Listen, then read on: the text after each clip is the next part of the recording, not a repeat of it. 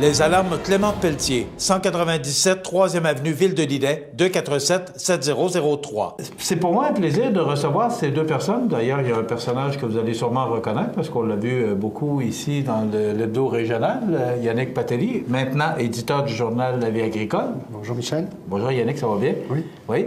Et Simon Bégin. Simon Bégin qui a été attaché politique d'abord de M. Jean Garon, oui, autrefois ministre de l'Agriculture. Oui.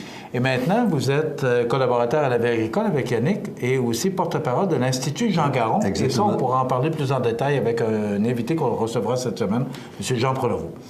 Maintenant, ce livre s'appelle Une crise agricole au Québec. Et moi, ça me touche particulièrement parce que chez nous, ici, sur la Côte-du-Sud, on est dans un milieu très agricole. Et de voir une crise agricole au Québec vers la fin des fermes laitières traditionnelles.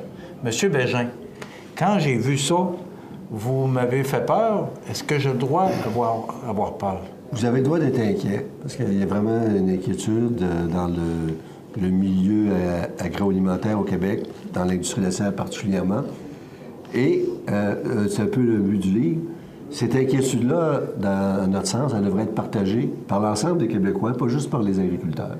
Parce que si l'industrie laitière, qui représente encore actuellement 30 à peu près des revenus agricoles au Québec, qui est présent dans toutes les régions, qui est peut-être le secteur de l'agriculture le plus stable, parce que dans les autres domaines, le porc, on le voit encore, là, il y a des périodes prospères, mais aussi des périodes plus difficiles. Oui. Alors, ce qui confère une stabilité au milieu rural au Québec, qui fait que la caisse populaire peut fonctionner, l'école a des enfants, la quincaillerie, le vétérinaire. Bien, en grande partie, c'est cette stabilité-là que vit encore un peu, quand même, le secteur laitier, grâce à la gestion de l'offre. Alors, le livre, quand on a abordé le projet d'écrire un ouvrage comme ça, c'était pas du tout, au début, dans une perspective de crise agricole. On voulait plutôt présenter les succès de l'industrie laitière, entre autres, la belle histoire des fromages fins au Québec, qui est une belle histoire de succès des 30 dernières années. Mais en rentrant dans le dossier, bien, on a vu tout de suite que, oh là là, la réalité n'est peut-être pas aussi belle que ça. Au début, c'était la crainte des nouveaux accords de libre-échange avec l'Europe, avec le Pacifique. Ce qui est fait maintenant? Oui, qui laissait entrer pour la première fois des volumes importants de produits laitiers importés qui pouvaient représenter une certaine menace.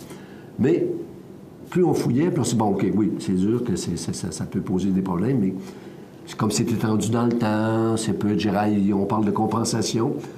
Mais en même temps, on a découvert, en fait, c'est les producteurs eux-mêmes qui, à un moment donné, ont commencé à sonner l'alarme, la crise du lait diafiltré. Qu'est-ce que c'est que le lait diafiltré? Le livre en parle beaucoup. C'est un produit inventé sur mesure pour contourner les règles, justement, de la gestion de l'offre. La gestion de l'offre, simplement, c'est un système qui établit les besoins en lait du Canada, du Québec, et avec les producteurs déterminent, bon, c'est ça les besoins, on va s'arranger pour produire ce dont on a besoin, pas plus, pas moins. Pour répondre aux besoins. Puis avec ça, on va pouvoir négocier un prix. Mais tout ça repose sur une condition préalable, c'est que, OK, nous, on s'entend pour limiter notre production, pour ne pas tomber dans la surproduction. Est-ce que vous parlez des quotas? Des quotas, mais il faut que la frontière soit étanche. Il ne faut pas que les concurrents américains qui ont des conditions de production différentes, plus faciles, qu'on pourra en parler, c'est pas toujours nécessairement le nirvana, que ces produits-là puissent rentrer massivement. Alors, actuellement, ce qu'on a découvert avec le lait diafiltré, c'est qu'il y a une entourloupette qui permet aux grands transformateurs canadiens de s'approvisionner en matières premières à très bon marché aux États-Unis et qui vient affecter les revenus des producteurs au Québec et qui, d'une certaine façon, fragilise tout cet édifice-là. Alors, le but du livre, c'était d'expliquer ça un peu au grand public puis de poser la question, là, est-ce qu'on doit s'inquiéter ou pas de dire aussi qu'en fait, comme on disait, les traités, oui, ça peut être dangereux. Il y a des traités, il y a des choses qui sont très, très bonnes pour l'agriculture dans les traités internationaux. Il y a des choses qui sont moins bonnes pour le secteur laitier. Mais nous, ce qu'on démontre dans le livre, c'est qu'avant de s'inquiéter de l'avenir, d'abord, les traités sont signés, mais ils ne sont pas ratifiés par tous les parlements, donc ils ne sont pas appliqués encore. Ça va prendre quelques années avant qu'ils soient appliqués. Ce qui est dangereux, c'est ce qui se passe actuellement. Puis le lait diafiltré, c'est pas ça va se passer. Ça se passe, pas actuellement seulement, ça se passe depuis 15 ans. Nous, dans le livre, on le démontre. En fait, on en avait parlé un peu dans le journal, mais là, on le démontre qu'il y a eu des rapports au Sénat qui ont eu lieu dans les fin des années 90. L'importation de lait diafiltré, peut-être pas dans les quantités aussi astronomiques qui s'est passé depuis 2 ans, mais ça se fait depuis au moins 10 à 15 ans au Québec. Et pas seulement, essentiellement par, comme disait Simon, par des transformateurs canadiens. Donc, ce n'est pas juste une invasion de produits américains, ce sont des produits faits sur mesure par des Canadiens pour des producteurs québécois. Donc, dans nos yaourts, dans nos fromages, on retrouve ces substances qui proviennent d'élevages dans lesquels les vaches sont boostées à des hormones de croissance, des fermes sur lesquelles des employés sont illégaux, choses qui ne sont pas permises au Québec, mais on accepte que ces produits-là viennent intégrer nos produits laitiers en échange de vrai lait. C'est un peu ça l'histoire du livre. Alarmé. Yannick, tu es éditeur de la Veille agricole à Québec. Site web, tous les moyens faciles là, pour parler des problèmes que l'on vit actuellement dans l'agriculture. Est-ce que ce livre-là, à la vitesse où ça va, parce qu'on vient de signer le traité avec l'Europe, est-ce que ce livre-là ne deviendra pas rapidement... je dirais malheureusement, je sais ce que tu vas dire, malheureusement non, il ne sera pas passé date trop vite parce que même là, le lait diafiltré qui dure depuis des années, les producteurs essaient d'avoir des réponses, l'UPA n'a pas de réponse, le gouvernement du Québec dit qu'il travaille mais n'a pas de réponse concrète. On a fait une entrevue avec Philippe Couillard, mercredi, où il promet en fait, il y a des discussions interprovinciales avec le fédéral, il promet des solutions en 2017 peut-être, mais Jean-Claude Poisson, qui est le secrétaire d'État à l'agriculture du fédéral, qui est venu au congrès de l'UPA la semaine dernière, est venu dire, écoutez, c'est bien compliqué, ça se réglera pas demain matin. Donc quand on nous dit ça au niveau fédéral, moi je pense que le livre risque d'avoir une vie un peu plus longue qu'il ne devrait avoir, malheureusement. Bon, Yannick, tu es au courant, M. Bégin aussi, ce qu'on vit actuellement avec la Société d'agriculture de Montmagny. Oui. Est-ce que l'agriculture est malade, menacée? Est-ce qu'on doit, parce que là, vous le mentionnez, vous l'avez dit dans votre livre, mais plus on avance dans le temps, plus on voit que l'agriculture perd de son lustre. Je pense que l'agriculture au Québec, c'est multiforme. Alors, vous allez avoir des secteurs qui vont continuer à être très prospères, qui vont avoir des hauts et des bas, mais l'agriculture au Québec n'est pas appelée à disparaître. Donc, je pense que... Elle n'est pas menacée, c'est ça que je... Elle n'est pas menacée. Il y a des secteurs qui le sont. Il y a une stabilité, entre autres le lait. Oui. Là, actuellement, on annonce que le porc, après avoir connu quelques années de prospérité, va connaître une nouvelle crise. Le porc, c'est tendanci, c'est souvent il y a des hauts et des bas, souvent. Il n'y a pas de gestion de l'offre. Alors, c'est un bel exemple de ce que peut générer l'instabilité.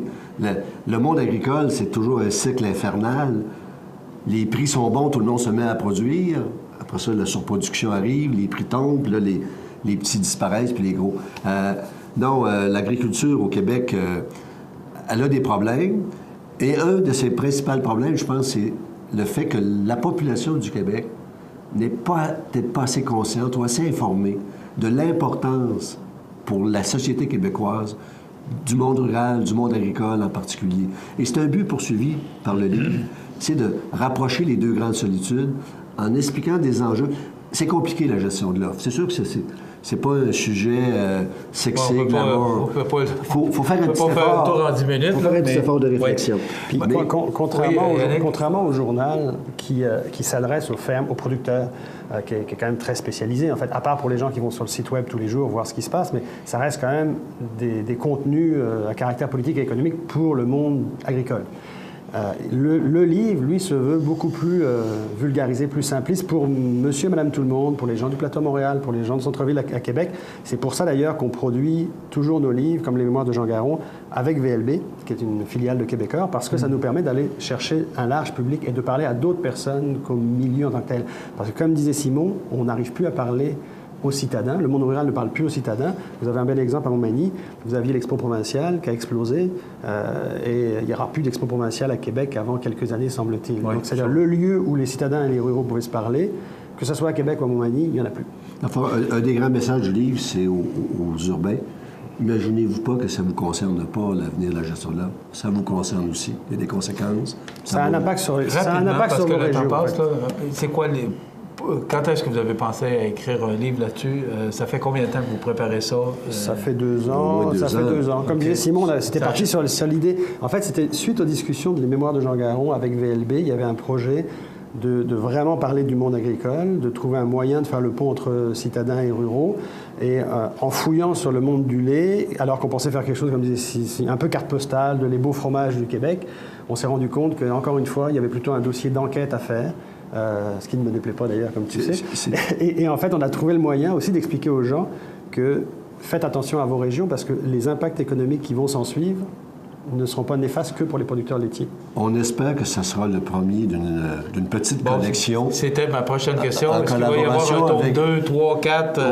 Le projet derrière ça de VLB, constatant qu'il y a comme un vide dans l'édition au Québec, de livres de vulgarisation, si on veut, des grands enjeux agroalimentaires. Ben, on va voir comment ça va aller, mais derrière ça, il y a peut-être l'idée d'une petite collection. Les grands enjeux agroalimentaires du Québec, expliqués le plus simplement possible à l'ensemble de la population, pour ceux qui ont un intérêt pour la chose, qui veulent en savoir davantage. OK. Donc, il est disponible maintenant, Une crise agricole au Québec vers la fin des fermes laitières traditionnelles, avec un point d'interrogation. On peut le retrouver partout, Yannick, ce livre-là? Toutes les librairies, dans toutes les bonnes librairies. Toutes les bonnes librairies, c'est distribué ça fonctionne comme au-delà de vos espérances? Ça veut dire qu'il y a de l'intérêt pour ça? Ça fonctionne très bien. Il y a un écho, comme je disais, médiatique tout à l'heure, on expliqué ça avec Simon, il y a un écho médiatique important dans les médias généralistes qui ne parlent pas si souvent que ça d'agriculture. Il y a beaucoup d'émissions, beaucoup de journaux, Le Devoir, Médium Large, Radio-Canada, l'émission de Mario Dumont. Il y a beaucoup de monde qui se sont intéressés à ce livre-là. OK. Je m'y intéresse moi aussi, parce que pour moi, l'industrie laitière, l'agriculture en général, ça m'inquiète ce qui se passe actuellement, puis je pense qu'il faut... ce genre de livre-là va nous aider à comprendre ce qui se passe aussi, parce qu'on n'est pas... vous êtes là-dedans plus souvent que nous, et on ne comprend pas tous les enjeux. Mais il faut que le lecteur retienne que ça part sur le thème agricole pour expliquer une situation régionale. C'est là où ça devient tout à fait intéressant pour un lecteur qui n'est pas du monde agricole, c'est que ça lui permet de comprendre d'une problématique agricole, ça devient une problématique régionale, qui risque de faire beaucoup plus mal que la problématique agricole dont on parle au départ. Yannick, en quelques secondes, ça va être difficile, hein? Mais en quelques secondes, peux-tu me résumer les éditions? Qui a participé à ce livre, à part M. Bégin?